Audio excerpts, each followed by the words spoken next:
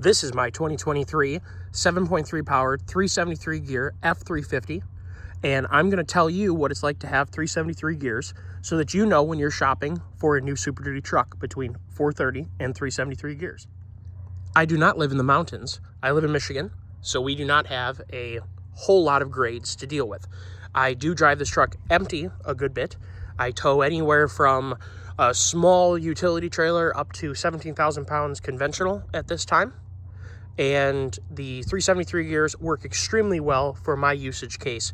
And I think the biggest advantage is the fact that the truck gets such good fuel economy when I'm empty. I'm not sure what my ratio is between empty and towing. I'm going to guess it's 60% towing, something like that.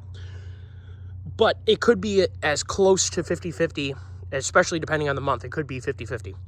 And the 373s do not hinder my ability to safely tow a large or a small trailer.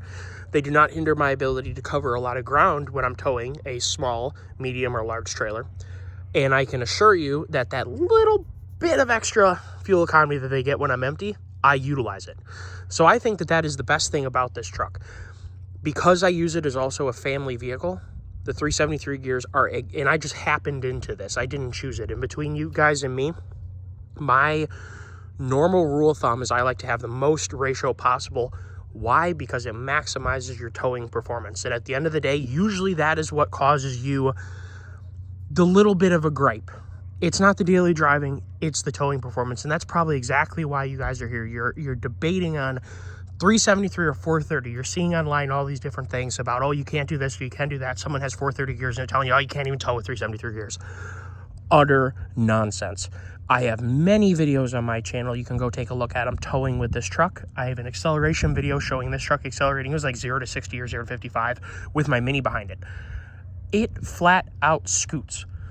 Between the 7.3 and the 373 gears, this truck is more than able to accelerate safely, whether you're merging or getting onto a highway or moving, like daily driving in the city. There is no issue accelerating this truck with a heavy load behind it or an empty load behind it. It's rather a quick truck. So I want to squash that right away. There was previously a 355 gear option for F250s with the 7.3, as far as I know, from 2020 to 2022. As far as I know, in 2023 and up, there are no 355, 370, or 7.3 or 6.8 trucks offered. That was a gear ratio that worked out extremely well for people towing smaller trailers who wanted more than half-ton capability, but didn't quite need to have all of the maximum towing potential. Or if they live in a place with high speed limits. You guys in Texas with 85-mile-an-hour speed limits, and if you're anything like us Michiganders, not necessarily me, but, you know, when we have a 70, 75-mile-an-hour speed limit, usually 10 or 12 over is fair game in Michigan, and you don't get hassled. I'm not saying I do that, but if you drive on 696 or 75 during rush hour, I promise you, you're going to find out that the fast lane is actually a racetrack. So, for those people with high speed limits, 373 gears in a 7.3, you're going to flat out rip. So if you're looking for that, go with the older truck. 373 and 430 are your only options. Who are those catering to? If you're daily driving your truck at all, and unless you're mostly towing the mountains or mostly towing a lot of weight, you should consider 373 gears. Another thing is if you're buying an off-road truck, for instance, the Tremor, you already get 430s because you need to have those for the bigger tires. If you're going to put 35s on a truck, if you're going to take this, you're going to lift it, and you're going to put 35s on it, get the 430s right away because you can't re-gear these axles yet. I'm sure the aftermarket is going to be around to re-gear these at some point to 456 or 488, which would be phenomenal. 456 and 37s would be great. 488s for 40s, which, as you know, the aftermarket is there to provide that for you, except for we don't have gears to do it with yet. If you know you're going to do that, get yourself the 430 gears right away, because it's going to make your life a lot easier while you wait for gears. And I promise you, you don't want to wait for gears on 37s, 38s, or 40s on 373s, because you're going to be in 6th gear a lot of time, especially if you're towing anything. So just buy them up front. So that brings up a very good point that I want to reiterate. You're going to hear me talk about this a little bit when we do the driving video with this truck. But when you have an under-geared truck, your automatic transmission is going to compensate by holding you in a lower gear. Well, you paid for a 10-speed, and I'll tell you right now, when I'm towing a large trailer, I'm in 7th or 8th, and if I get going really quick, might get into 9th. You paid for a 10-speed, and you're not going to use 10 gears. And I can tell you right now, if you have 373s and 37s, you're going to be towing in 6th. You might get into 7th if you get going a little bit faster. So you avoid that by having the right ratio for your application.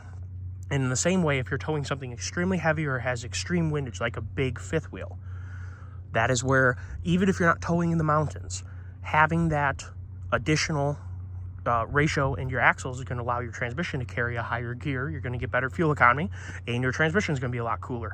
So all of those things are going to work in your favor. So it's a matter of matching the gears that you select to the truck. And obviously that decision gets almost potentially easier, but then harder. There's only 2 options these days. Back in the day, there used to be like 3 or 4 options on gear ratios. And way back in the day, way back in the 70s, when people were ordering Camaros and trucks and whatever, there'd be 5 or 6 different gear ratios they could choose from. Nowadays, you got 2 with this truck. And just like a single wheel 6.7, you got 2. So in the gap between them is a fair amount. So that's why we want to make sure that you pick the right ones in the first place, because we don't want to have you end up with the wrong one for your use. Because I'm going to tell you right now, your only option is just swap axles.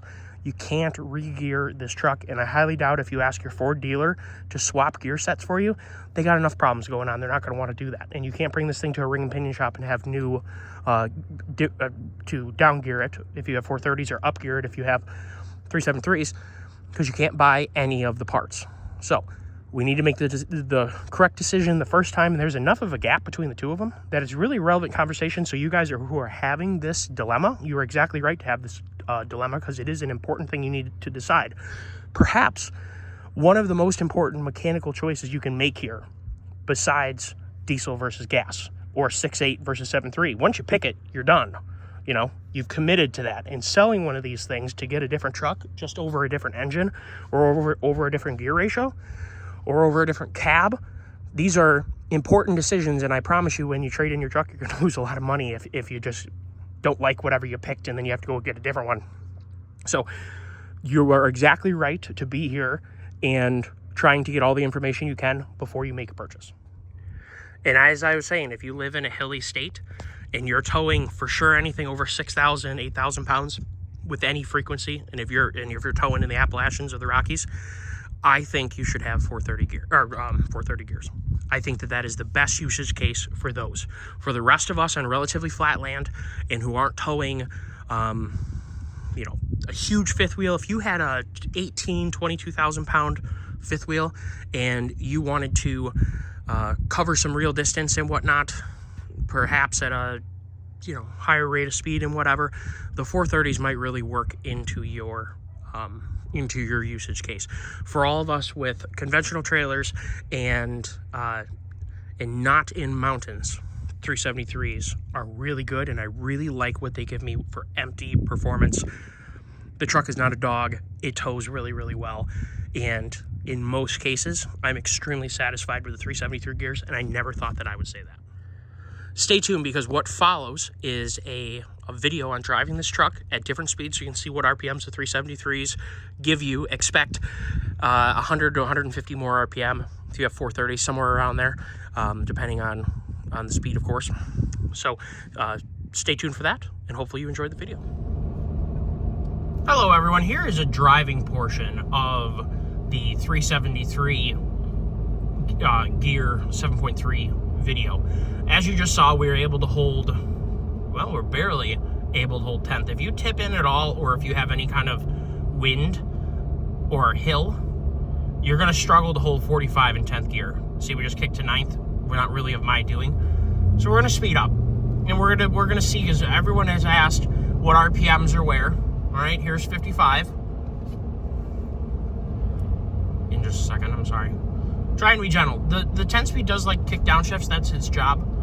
Its job is to keep the engine at its most efficient territory to pass the emissions test, and also the increased corporate average fuel economy. So its job is to downshift. So it's one of the things about owning a 10-speed is it is going to be moving around to try and keep the engine in its most optimum territory.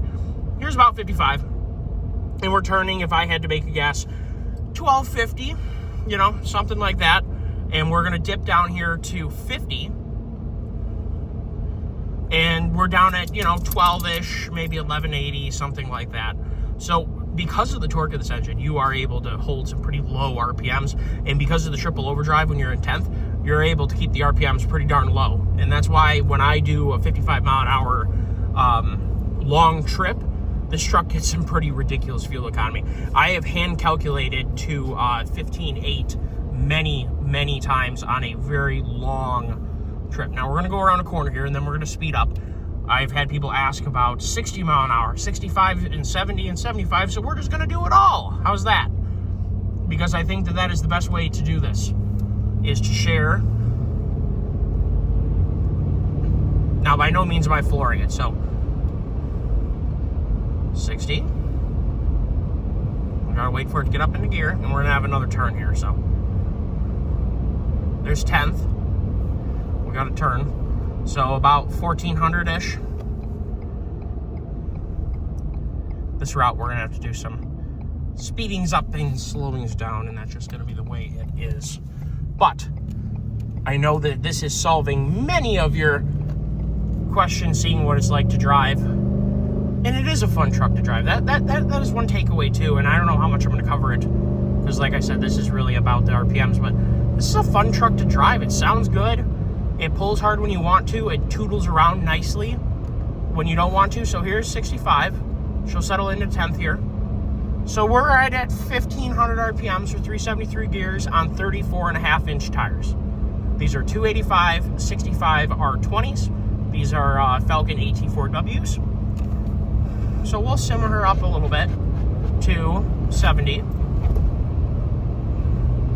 And as you can see, you know, you can pass just fine with 373 gears. So we're at like 1630 if I had to make a guess. Something of that nature. I'm going to make sure it's clear before I do so. But let's simmer her up to 75.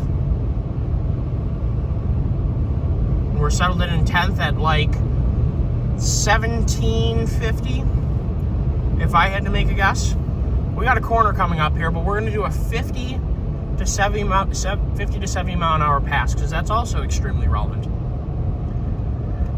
Now, as we're going around this corner, I want to fill in a little bit. I tow anywhere between small trailers, 6,000 less, 6,000 and more, 14K dump trailer, 17K with a mini on a equipment trailer, and this truck does the speed limit just fine. You are not missing out on anything. You're able to pull into traffic with authority.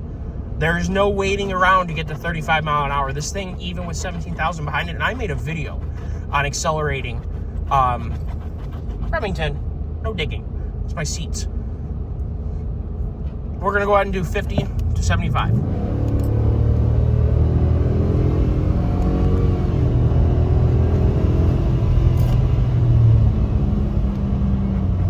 Now, it's not like you're gonna do the, you know, $100 trick on the dashboard and impress your friends. I'm not pretending that that's the case. But, you know, it's not bad for as big a truck as it is, and frankly, it's downright fun to drive. And as I've mentioned 1,000 times now on this channel, a 7.3 liter engine, even in stock form, in a car with a manual transmission, oh my God. If it's fun in a truck, it's gonna be fun in a car. So we're gonna get back to talking about 373 gears and whether you need 430s. Hopefully that answers any of the questions. I'm trying to think if there's any other versions of this we need to do. I mean, we kind of have it covered, right? With 373 gears, you're definitely keeping those RPMs pretty low. And I will say, these gears with a big trailer, you're not going to be in 10th gear, unless you're going fairly quickly, as in you're pulling not a crazy amount at 70, 3 mile an hour. You'll be able to hold 10th, even with a little gust of wind. You'll have enough RPM to do it. Keep in mind something with 10 speeds, guys. Sure, you could say it makes up for not having the gear ratio, which sort of works in your favor. Here's the thing though, you paid for 10 gears. If you're not using them, that's pretty dumb. So make sure you're matching your gears to your tires. That is the golden rule. And then matching the gears to the total weight that you're hauling and towing. That is why gear ratios are a part of the GCVWR calculation. You'll notice that with more gear ratio, you tow more. And that is more or less unanimous across the board. Whether it's diesel or gas, the more ratio you got, the more towing capacity you have. They go hand in hand. Someone is going to say, well, semi-trucks have 355 gears. They also got 12, 13 speeds, 18 speeds, and they got a whole lot of ratio within those speeds. Even a 10-speed Eaton Trans has got a lot of ratio in it. So we're not talking the same drive ratios in a pedestrian vehicle. That's why axle ratio is there to not band-aid, but assist in the fact that we don't have absolutely massive ratios in our transmission. Now the Ford 10-speed ZF8s are getting to have some pretty good first gears, some pretty big first gears, and allow a lot of crawl ratio. You're seeing the Power Wagon benefit from that, and in a lot of cases, they exclude 6-speed Chevys. I know this truck excludes first sometimes in 4-low. 8-speed Dodges, I'm pretty sure they exclude first in 4-low. A lot of times that is the case where you're in second, because you just have so much, and this section of road just sucks, guys, I'm sorry. But back to the video, because somehow I've managed to talk 7 minutes and 30 seconds about this. But the thing is that if you're looking for this content, this is what you're looking for, and I want to make sure that I give you that as a YouTube creator. I'm not trying to be the most cinematic or the most, out there in terms of doing outtakes. I guess I'm just not really into that. I don't really like when YouTubers are giving me information and then they cut to a Family Guy outtake. It doesn't really do that much for me. It may do something for you. Let me know down below. Who are you as a viewer? Do you like straight up informational content, or do you like being cinematically entertained when you're on YouTube? I don't mind exploring that in the future as I learn how to be a better editor and a better video creator, but at the same time, I'm really here trying to give you as much buyer's information, unbiased buying information as I can to assist you in your buying process. That's why I'm here, and that's why I love making YouTube videos. So let me know where you are as a viewer, because I am genuinely curious. And in all ways, comment whatever you're thinking when you're watching my videos, because I learn from all of you all the time. Hopefully you're enjoying this video.